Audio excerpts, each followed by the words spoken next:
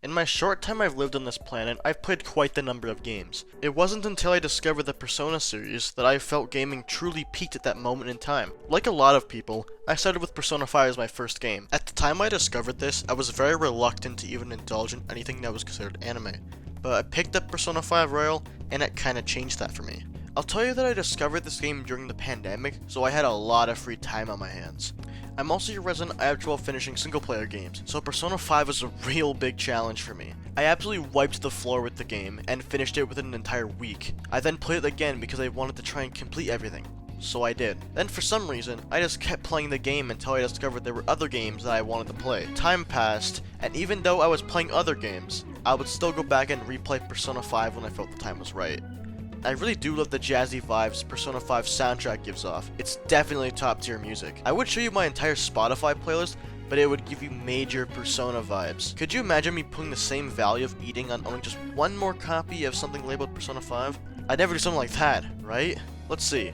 I have Persona 5, Persona 5 Royal, Persona 5 Strikers, Persona 5 Dancing, Persona 5 Royal for the Nintendo Switch, and the Steelbook version of Persona 5 Royal. I even bought the Phantom Thief edition just for a PS4 theme and an amazing art book.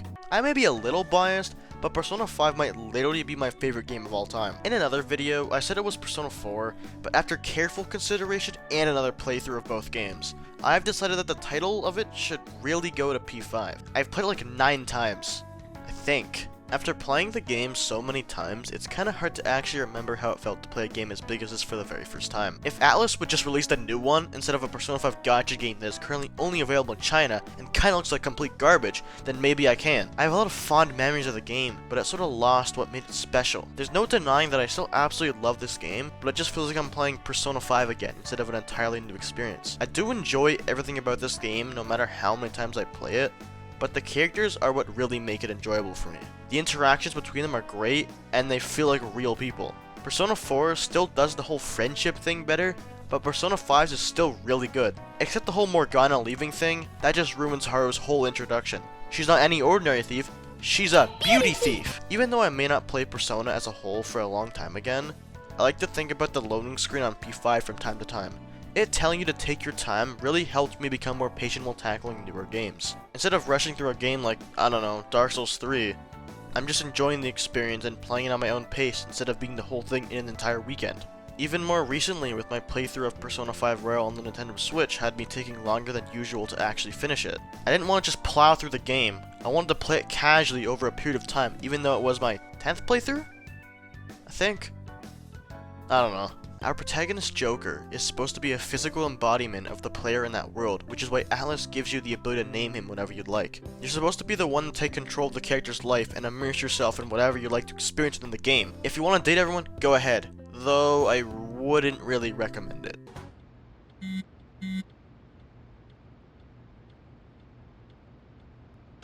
If you get the point I'm trying to make here, then you do. Atlus makes the protagonist a silent hero with little personality because you're the ones who's supposed to bring the character to life. You are given dialogue choices and are able to either be the nice guy and try to understand your friends, or be a complete and utter asshole to people. If you don't know already, Persona 5 is a calendar-based game. It is designed in such a way that it is impossible to complete everything in one single playthrough. Even using the strictest of guides can't net you to platinum for the original game. Trust me, I'd know. Not to get existential here, but the game is a lot like life. You only have a limited amount of time on this planet, and it is impossible to do absolutely everything in the short amount of time you're given. The date is always displayed on screen as time is constantly moving forward, and the player should be reminded of that. You are only able to do a certain amount of things within the day until it just ends and the next one begins. Hanging with friends takes up time, studying takes up time, working takes up time. I, for one, am the absolute king of laziness, so the Persona series as a whole taught me to always be conscious of how I spend my time, since unlike the game, I'm not able to reload my save just to get a measly extra charm point. Literally saying this makes me think of how often I upload.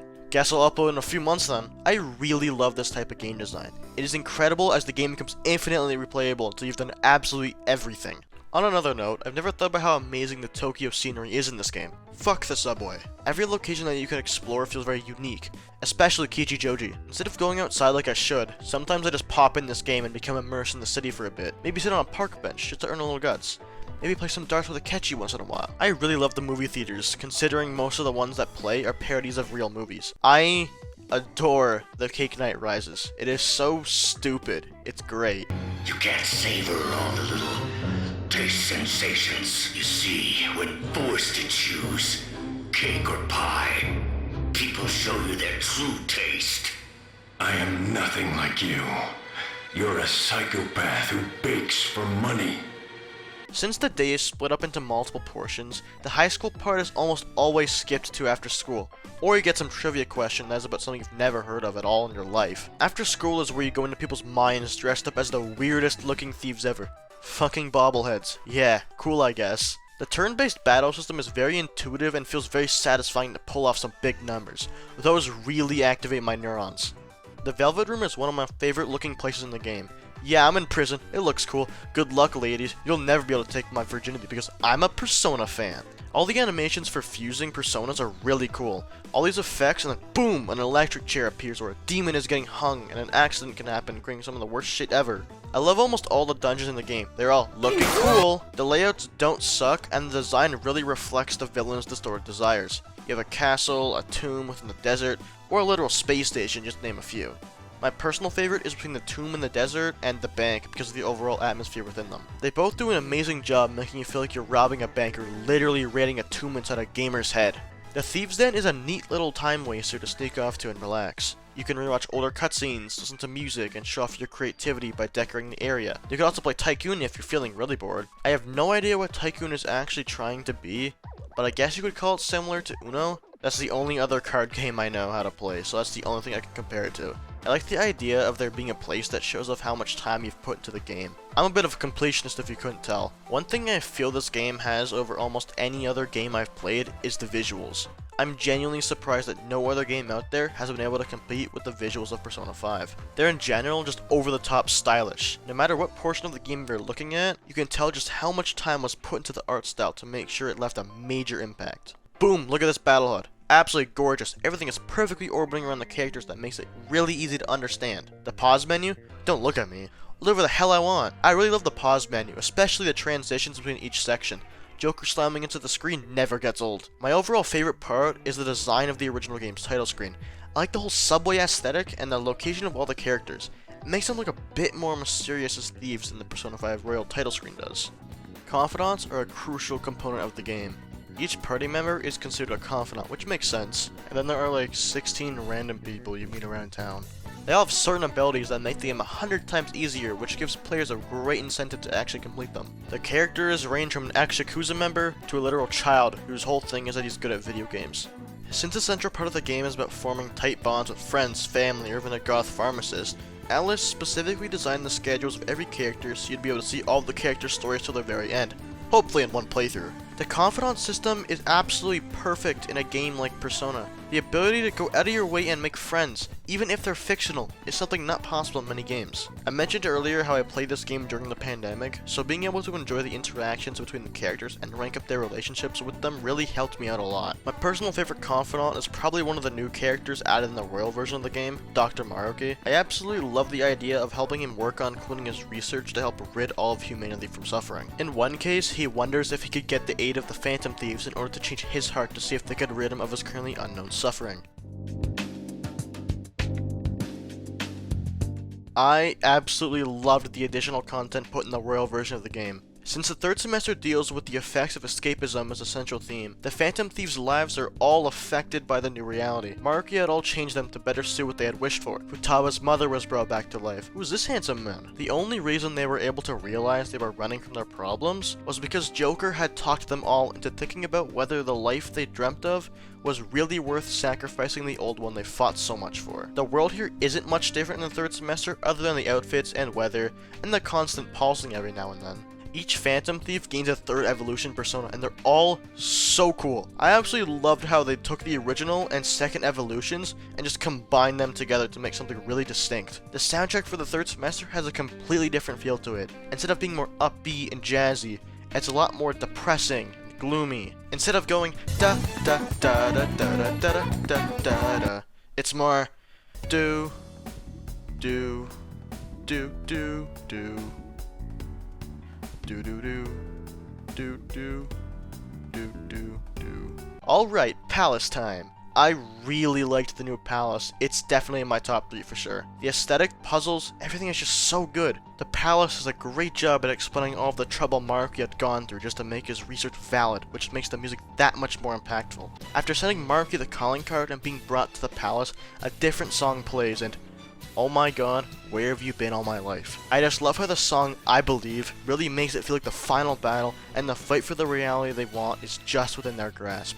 I also loved how the music in Maruki's boss fight changed in between the different phases, from the instrumental version to the lyrical version, kinda like Rivers in the Desert. I love the idea that Dr. Maruki is sacrificing his own well-being just for others to live out their dreams in his own ideal reality. His whole motivation for wanting a safe, new reality is because of the trauma his fiancée had suffered in the past. In exchange for his power to help people, he gave up his own happiness just to save his fiancée from her suffering. He really believes that he's helping people, but he comes to the realization that he was just using his power to escape his own issues. He genuinely wants to help better society in the end, but living under someone's thumb isn't the correct way to live your life. A lot of life is about discovering and developing an identity of your own. And by having someone else decide the events that'll play out in life from start to finish just doesn't seem right to me, even if the intentions are supposed to be good. Dr. Maruki may have the power to help people, but forcing them to live out their strongest desires just makes them run from their own problems and could cause irreparable damage to them mentally. The ending to Persona 5 Royal feels very bittersweet. The ending to the original was good and it sets it up for a sequel. That happened. But I think Royal's ending is way better, since it wraps up in a neat little package and marks the end of the Phantom Thieves. Everyone moves on with their lives, and it really does end up feeling sad. Maruki helped them realize what they wanted most out of their life, so they decided they would be the ones to make their dreams a reality. Well, if you made it to the end of the video, I'd like to thank you for watching. I loved writing the script for this video, even if it took me a shorter amount of time to make than my other ones. I'd rather this video be way longer, but I'm currently running out of ways to say I love Persona 5. I'm very passionate about this amazing game, and I just wanted to share how much I appreciate it. I don't want to sound like a broken record, but I'm so glad I played this game. Some of the most memorable moments in my 14 years of playing video games have been created just from this one game. From its amazing scenery and music, to its battle mechanics and story, Persona 5 is just a game full of discovery and ways to have fun. It may not be an open world game, but I say this game has almost as much to do in it as a Legend of Zelda game. I'll take that to my grave. Somehow, I've had more fun fishing in Persona than I have in Animal Crossing. And that game has a much bigger emphasis on fishing. There is literally a museum section dedicated to showcasing all of the fish you've caught. It's insane. The Persona series as a whole has had such a major impact on me. Though my social life took a major hit just from playing them, and my wallet is missing a few $100s. Atlas, I'm hoping Persona 6 will come out in the next few decades. Editor's note. A new Persona 5 strategy game, kinda like Fire Emblem and XCOM, was announced. Okay, why? I don't need any more Persona 5, despite loving the game. Give it up, Atlas. Give me Persona 6. Oh, Atlas announced a Persona 3 remake at the Xbox showcase that totally wasn't leaked early. I really like the way the remake looks, and I'm looking forward to seeing more of it. I need it right fucking now. Fuck Persona 5. I can't wait to see Makoto's death in 4K 60 FPS.